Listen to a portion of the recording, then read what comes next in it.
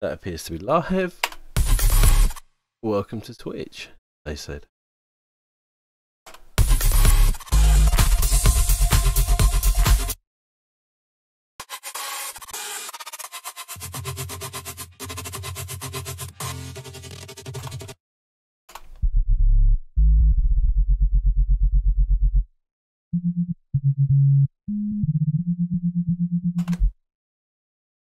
Take people. Wonderful. That. Right. Been a long time since I looked through this project. This was definitely wasn't started in February 2017 because this is just a version 15 for a pre-master. There was probably about 50, 60 different versions of this tune. That's my dog. Good boy. From the very basic original version to this, very strange. It became a big beast track, kind of modelled on a lot of other tracks around at the time and previously that I heard. The comparison to Aguru, however you say it, that was made. That wasn't an intention at all. Although I think I did reference one of Joel's tracks, the mixdown purposes. Imaginary Friends, maybe, I can't remember. But I wanted it to have that big 4x4 thumping kick, which 1, 2, 4 elements. Which now looking back, I'm probably going to do this in a roundabout. Oh yes, plugins. That probably going to do this in a more methodical way when I actually get started.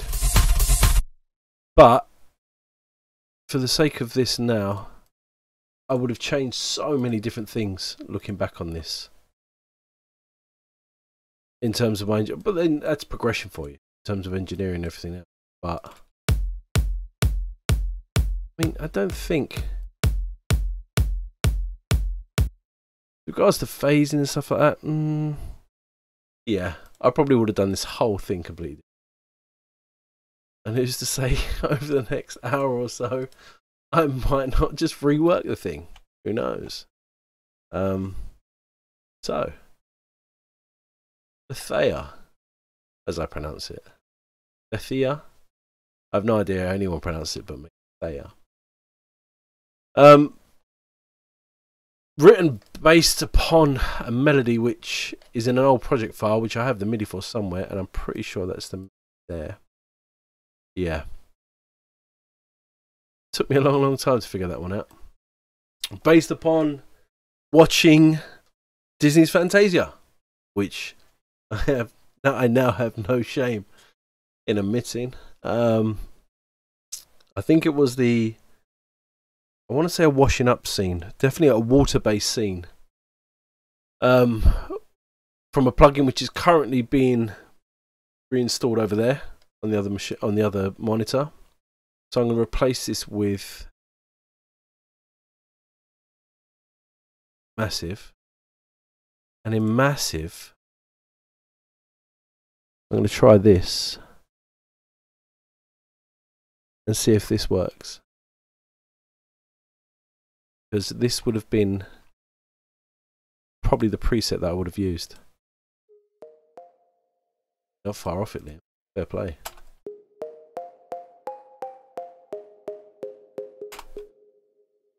Back. Huge manic compression on.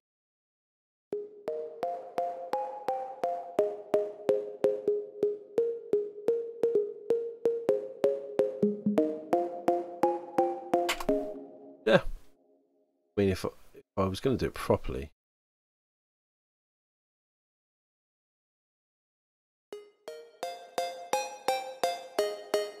Simple melody. I say simple. It took me that long. which eventually became this tumultuous kind of build of an intro, which, if I recall, didn't actually go through too many different versions. The one thing that took forever was the tempo change, but we'll get to that.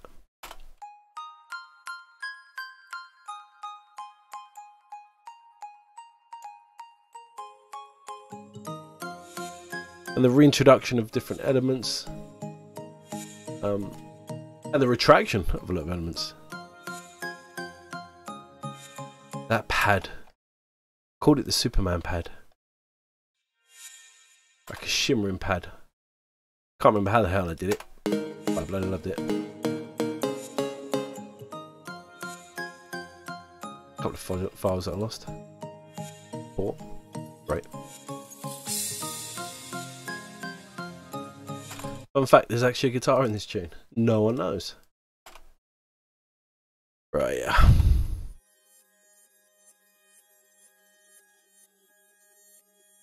Just a shimmering.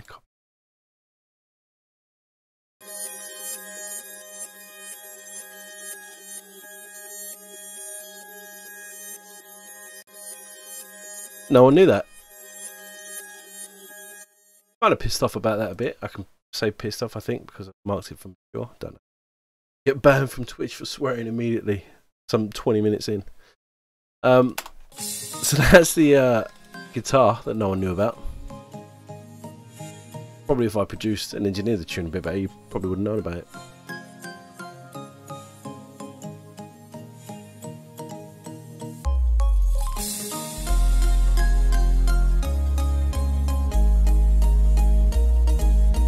It was always written with the intention of being this broad spectacle that wasn't too overpowering or too kind of wall of sound based. It was just a delicate kind of progression, which I really enjoyed at the time.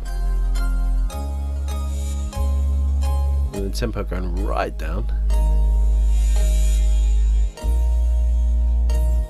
If I'd done this later time, I probably would have utilised something like Pull Stretch, the plugin Pull Stretch. Stretch by Pull Stretch. And being a bit more creative with that.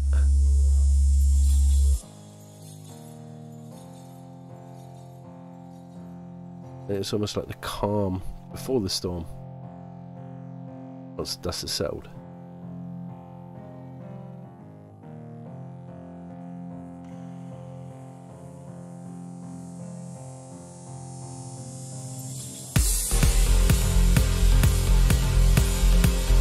Obviously this sounds a lot different from the mastered version, purely because of a lot of the plugins that I've lost over time.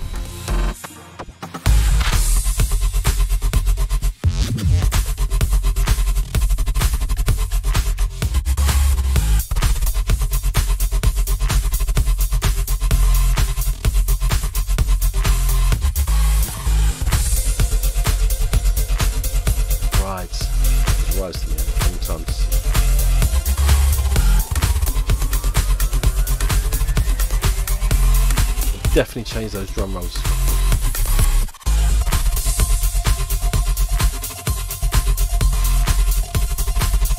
And so forth. The standard roll out until the switch up.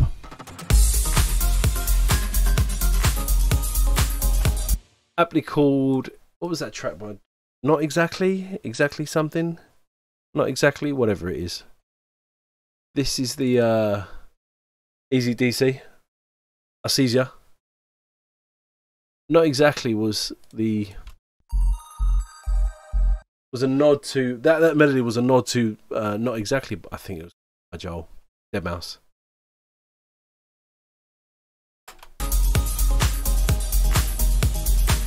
Then it'll build again before it completely breaks down.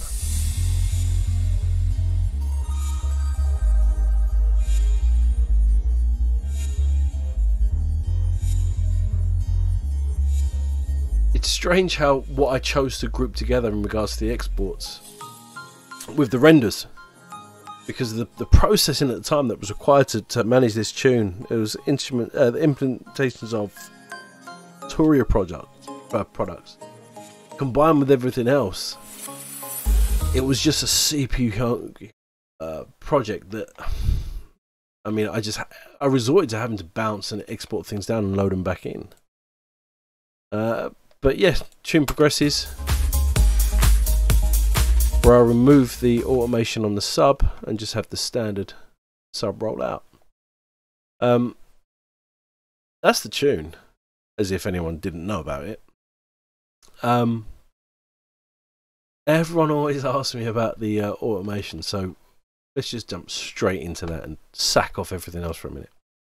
So the automation, from what I recall, went through so many different versions until it got to this final version. There was 4 edits. There was a glitch VST plugin, a glitch 2, I think it was, that I'd use, and it didn't sit right.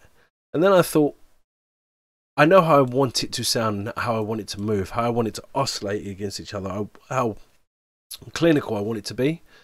So I just do it myself. So that is what I did.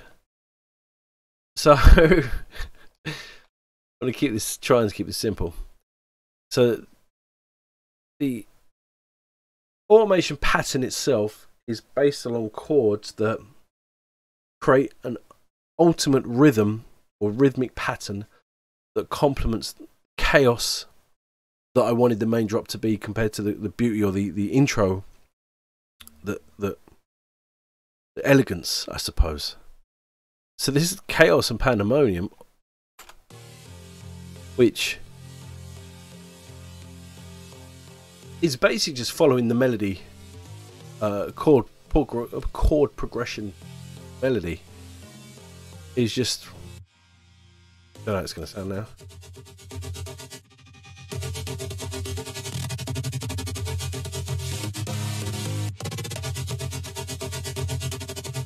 That held up. Fair play.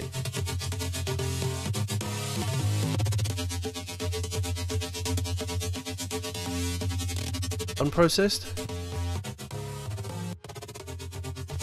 Very flat.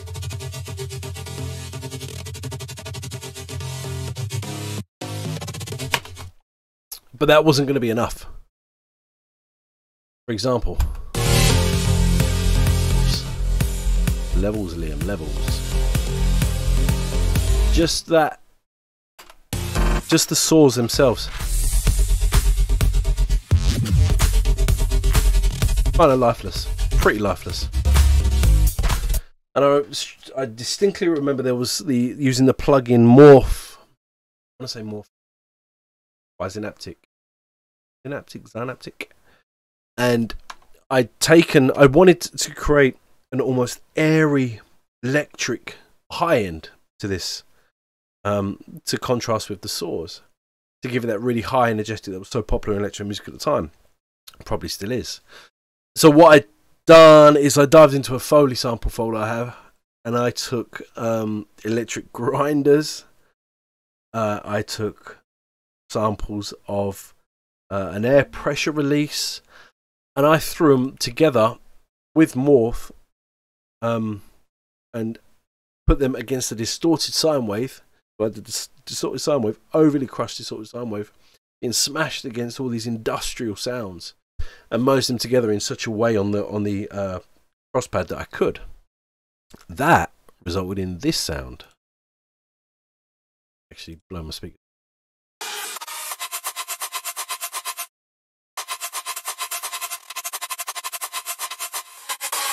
And the great thing about this was that it didn't actually need, apart from the EQ at the time, there was no additional processing needed for it to sit in the stems mix of the track. It just sat nicely.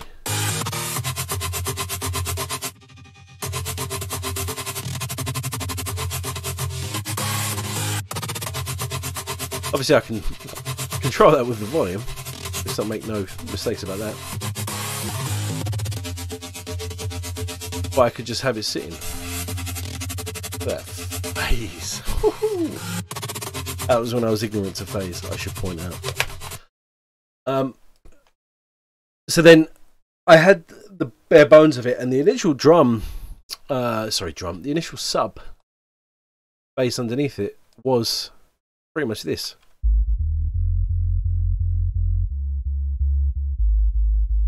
which I didn't want during the huge drop phase of the track. So I had to maintain the LFO pattern, the rhythmic pattern of the LFO that I'd programmed, obviously, as you can see. And I just threw it against Automate as much as I could to see what stuck, basically. If you throw shit at a wall, something's going to stick.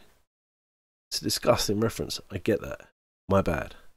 But with this instance, I'd used... this is actually peculiar because I would never do this, and I don't know why I did it, but I did it. So, in Massive, I created some sort of bass Reese. Yeah, that's the one.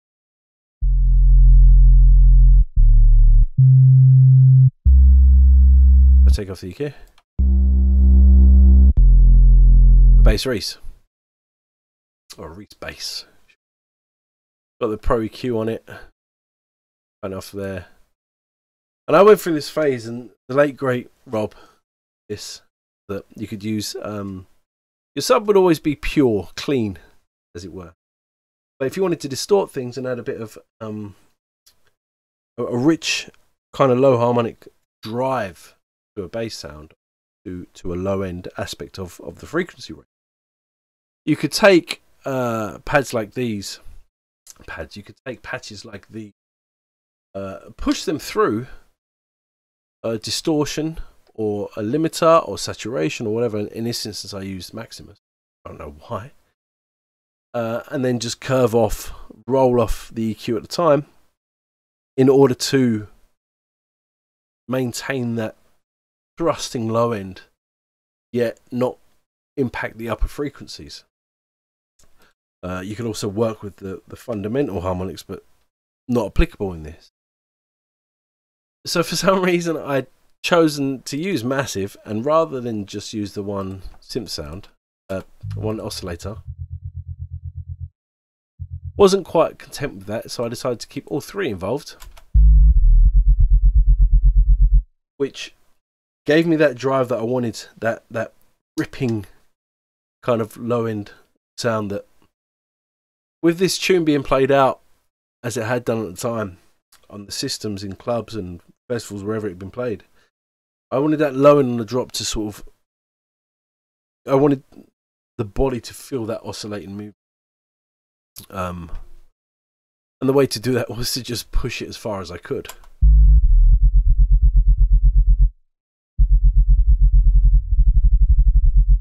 And obviously the wobble factor, frequency oscillating factor, is, be careful here, was basically me automating that.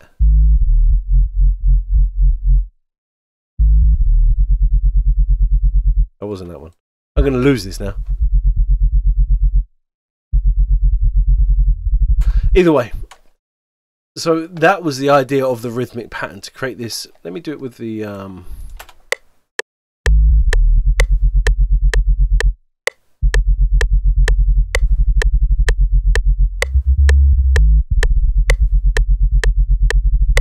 just to keep that rhythmic pattern. Now obviously this LFO had been applied to the morph sound and the saws prior. So when these were together, they could, when these were together, try it again.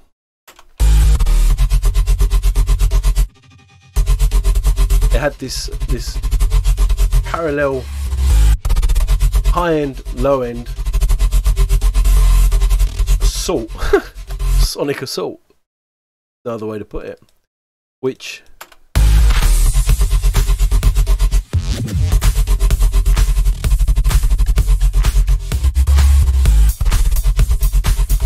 just helped drive the track on. And again, after that slow emotive intro, I won't say beautiful because I'm kind of singing my own praises there a bit,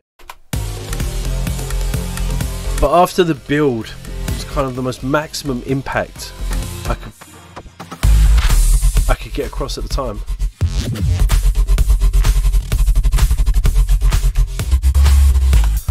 without actually overdoing it or stepping into another genre, without trying to keep it non 4x4. Because obviously, where I was working with the mousetrap at the time, there was ways that I wanted to take this, and there's ways that I still would take this now. But at the time, it didn't fit with the rest of the EP, the Patience and Time EP. If I'd taken this away from 4x4, or if I tried to make this kind of heavier and veer towards the drum and bass side of it. But yeah, so that was the infamous LFO, that automation that everyone knows, kind of references an arse.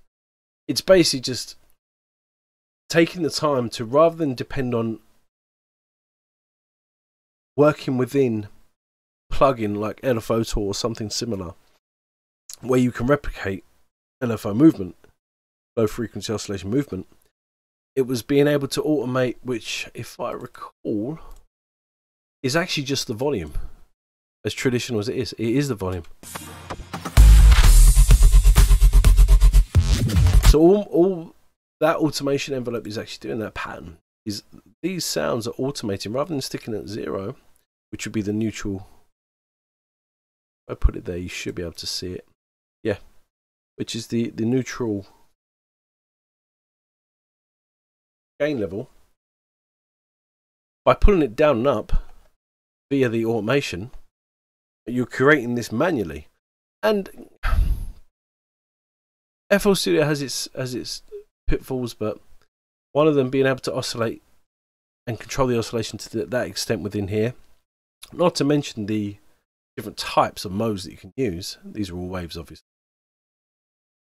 Kind of made me want to stick it out and do it manually, and the I suppose that the money grabbing aspect of it, bass, the hard hitting part that everyone wanted, was just stick it out and do it manually. So with that said, let's get onto the percussion, because too much bass. Percussion was, well, first and foremost, the percussion's taken a bit of a hit in this version purely because some of the plugins have been missing. I've had to remove a lot of them due to being unavailable now. However, it's not an excuse.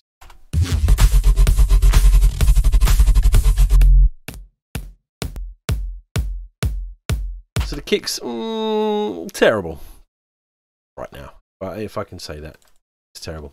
At the time, once it was mastered and once I'd actually had access to this original project, I could pump it.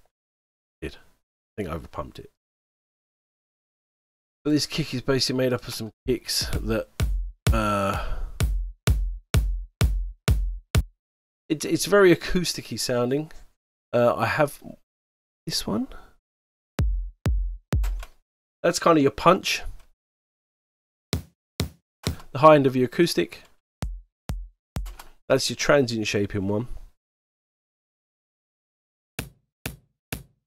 Another acoustic one. So there's actually very little sub or low end in this kick, or in these kicks. Sorry, I should. Nah, not as much as I would do now. If I was to do it now, however, I'm going to do it just for the sake of it. What I would have done is I would have inserted an instance of kick 2, which I had access to at the time, but I just never, through my own fault and flaws, never bothered to go into it.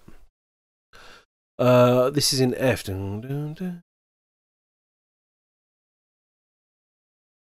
That.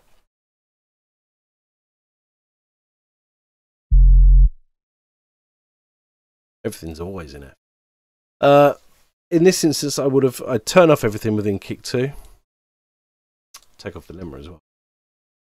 I mean, you could.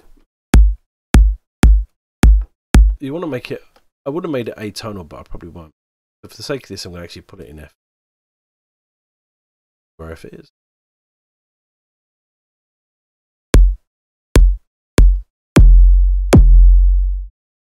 F. And I would have given it an elongated length. Sending the tail out. We're going to amp.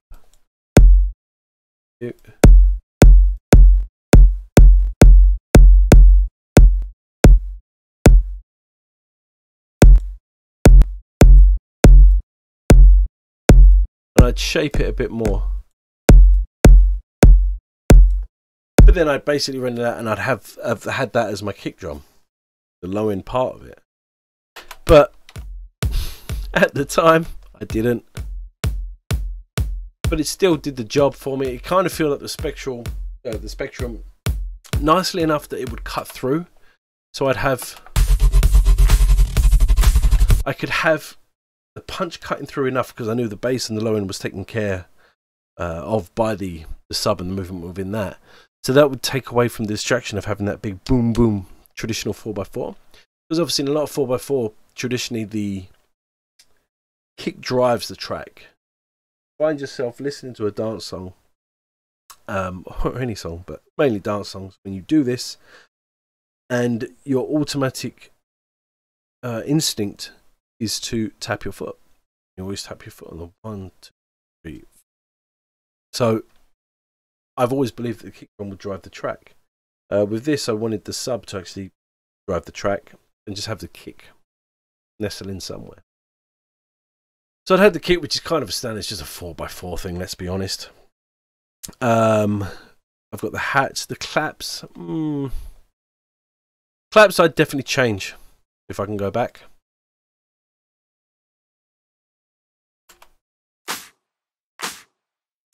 They're kind of a whooshing clap. I'd probably have a snappier kind of big clap. Probably boosted around anywhere between the 2000, the 4000. So it's a bit more in the upper range, kind of poking out at you. If that makes sense. For example, don't even know what was going on here. I'd obviously done some New York parallel style distortion, compression rather. Probably got lost. I think there would have been an instance of the glue or another plug-in there. Who knows? Anyway, that's the clap bus there. Right, okay. So on this, see, I've done it vaguely. I've done it myself there, but something like that. I would have boosted it around that region, so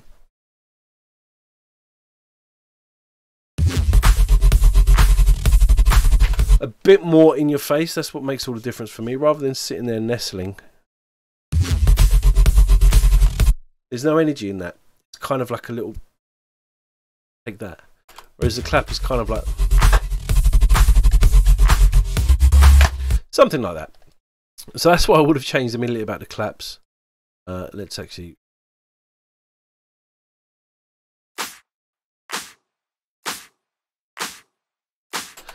not overly excited by them. I mean, compare that clap to the clap that I used in Feeling Forever, which is on the same EP. I kind of feel let down by this one, which is a sad realization to have. Regardless, we move on. And that just again runs in parallel with the kick drum.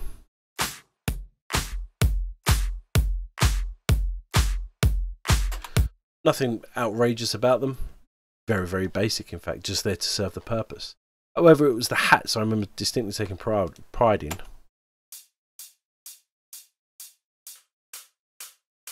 It's those. There's a lot of hats in it, more than I use. Cymbals, rides.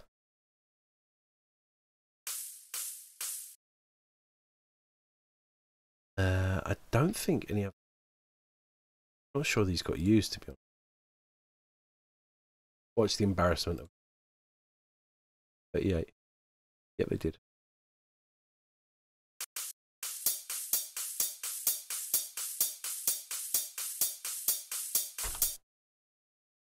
So the hats were a big thing for me because the more acoustic sounding I can get them, the more realistic. The whole idea of electronic, acoustic electronic, that was my thing at the time. So I wanted to maintain as much realism, I should say, within these.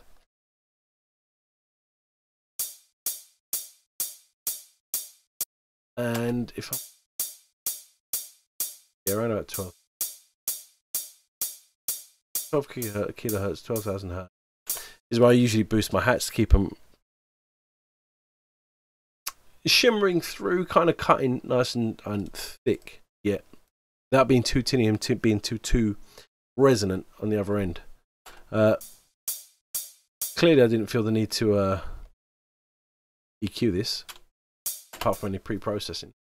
However, in hindsight, again, knowing what I know now, what I would have done is, rather than automating the pitch via something like that, I would go for the motor frequency shifter,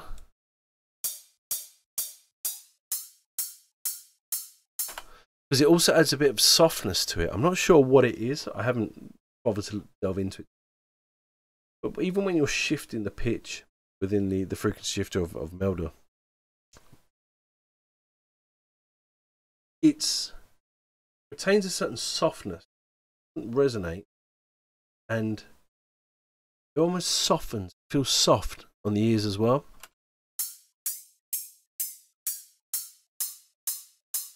So that's how I would have pitched them previously, because you can retain a sense of realism in the sound as well. But having said that, again, I did some transient processing on it, which is the old FLC transient processing. I probably would have used, now I would use the kilohertz one, or I think that's Native Instruments. Yeah. You know, but irrelevant, irrespective of that. The hats are basically doing this simple thing of keeping the energy up on the off notes between the kick and snare, or kick and clap, I should. They serve no real other purpose other than to keep the energy up and keep that frequency spectrum area of, say, 5.5, 5.5 up to 17 energetic, full of life, bubbling. Because if I put saws back in, the saws are eating up into the between 2 kilohertz and the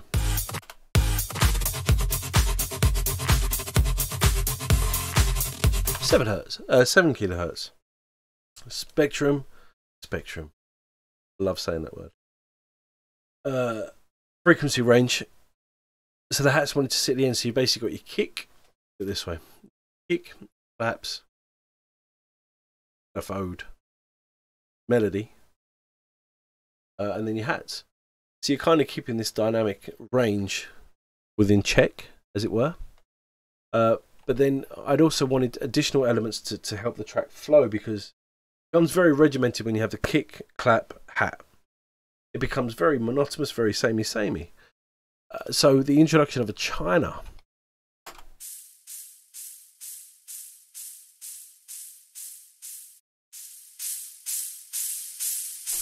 I put a transient processor on it, but now listening back, probably shouldn't have done that. There's a lot of realizations going on in this session. Great. A lot of home truths coming out. Shouldn't have done this, shouldn't have done that. Anyway, so the China hat is there, but then it was really about the rides. The rides were the one thing. I went through this phase of wanting to have these running rides, like a cymbal party. Welcome to the cymbal party. Rides would just kind of glisten and create such a unique pattern on top of everything else going on that would pique your ear, capture your attention, and just contribute a new dynamic, a new principle to the song itself. Oops. Got a stereo enhancer on just to widen them out. EQ. Ooh. Strange EQ. Bit too harsh. Thank God I took it. Transient process has a bit. Nah, the attack's too. Thank God I took that off as the idea, let me shut everything there. The idea was to have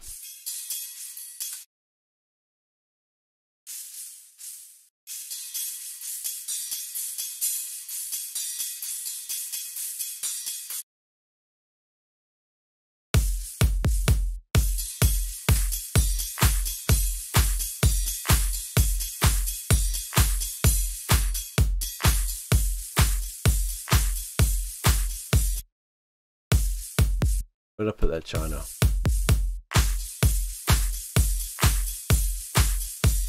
Ah, damn you. No, I'll put it somewhere.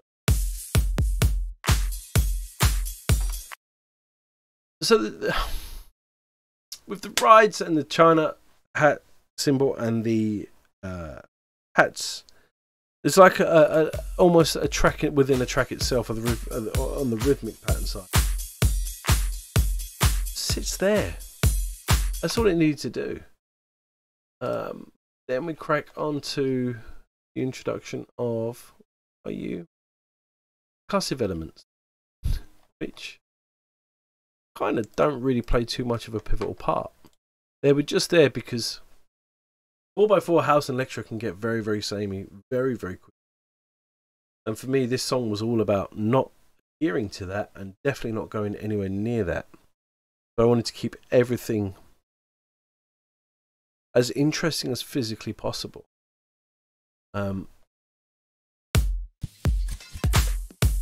So all these added nooks and crannies. That's just these aspects. Oh, reference.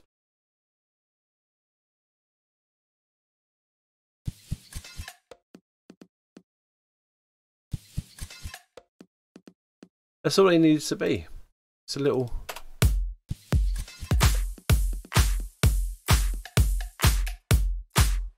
just additional little intricacies, delicacies, little sprinkles of flavour, for lack of a bit, throughout the track. When I say throughout the track, they were literally used this off the first drop, and that's hey. We also have, well, splashes and crashes are kind of simple. Everyone knows. Whack them in. The arps.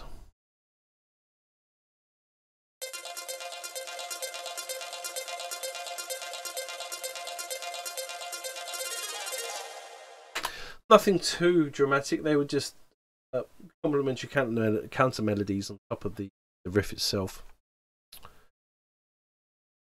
I throw all together here.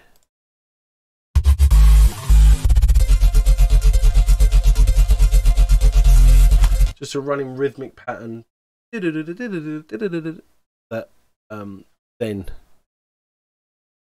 kind of glissaned out at the end. We'll come back in an octave higher, I think it is.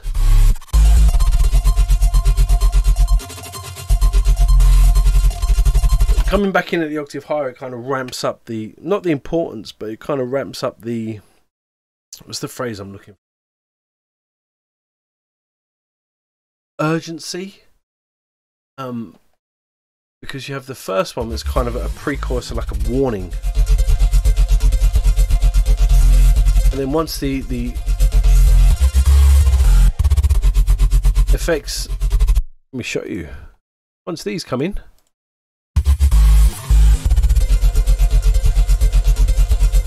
to almost anticipate and build towards the end of the segment.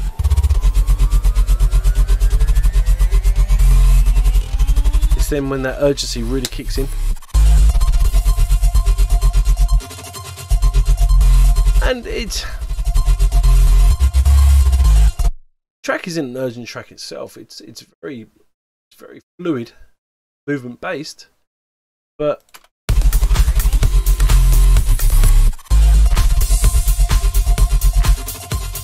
plus it's a signifier is these last few bars here.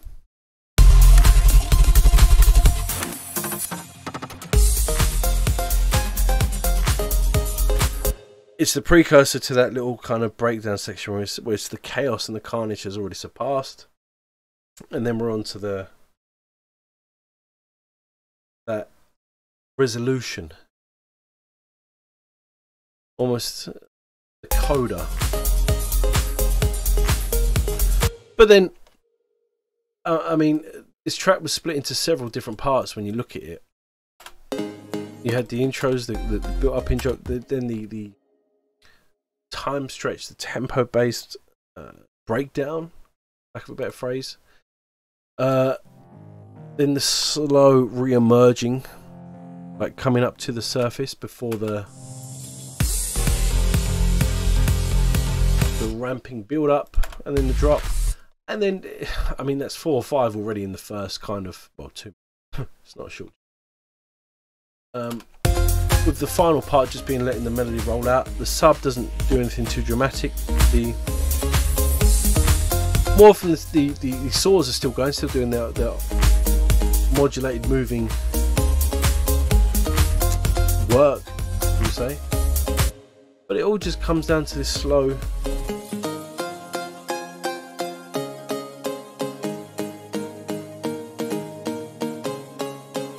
down to the slow outro where I believe, yeah, this obviously isn't the original. Bear with me. I think that's actually strings or a harp play, which is currently being a weird one. If I look at this now, there's so many things I'd probably change. There's a lot of things I can't definitely change because Mashup own this. I'm sure on another stream I could probably dive into it and just work it. I mean, from everything from just the kick to a lot of the engineering principles and production techniques that I've done in this original, I wouldn't do now. They're not how I would approach it. Obviously, that's how you progress, is how you become better or worse. But for this, I think it's really, at the time it served its purpose, this track. I think it's still one of my most played on Spotify and places like that. Very cool. So I would love to bring this back in for like a 2021 revamp where I wouldn't change much in terms of the songwriting, the structure and composition. I'd probably make the intro a lot more expansive, use the stereo width a lot more like I do nowadays. Drums, as I pinpointed earlier, the kicks I'd probably give them a bit more weight. Take more a further afield towards the acoustic realm, but give them claps. I'd definitely strip down and rework. Probably give them a bit more 5,000 kHz range kind of boost. Make them a bit more in your face, a bit more. Hats I'd probably keep the same. It's actually quite. The saws, the morph, that, as I said, that wouldn't change. Sub, I'd probably rework because it gets a bit chaotic. Obviously, this has no sidechain prominent in it as well. Stems mixed. So I'd probably strip out because the layer of the massive, having that many oscillators, having 3 oscillators, what is essentially a subload, doesn't make it very clean. I'm sure it eats up a bit of headroom. There's quite a lot I'd change. Quite a lot of other stuff going on. Production. I might actually revisit this the next time. Yeah, let's do it. Not now. Let me do that. Not now. But on the next one. 6 hours. Dive straight. Probably get. Who knows? Anyway, that's that done. Anyone who tunes in or watches this later, thank you. My first, it was an experience. Appreciate you tuning in.